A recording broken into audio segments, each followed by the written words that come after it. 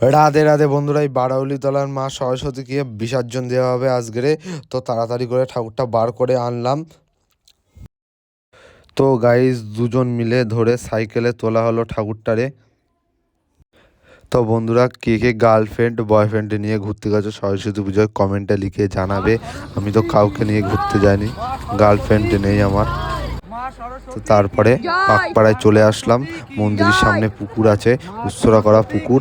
ওই পুকুরে ঠাকুরটা বিসর্জন দেওয়া হবে। তো এখন 3 পাক ঘোরানো হচ্ছে, আমরা 3জন মিলে ধরে আছি। এটা হচ্ছে বারাউলিতলার ঠাকুর, আমরা মিলে পুজো করেছি সারা পাড়া চাঁদা তুলে। মা সরস্বতী কি উত্তর বড় আবার কারা আমি লাভজি ঠিক আছে। দাদা তো লাভ দেব না, এই জায়গায় রাখ পুরো রাখ এই জায়গায়। দাদা দাদা ছেড়ে দে ছেড়ে দে ছেড়ে দে। না নাম নিচে নাম। আবার হবে।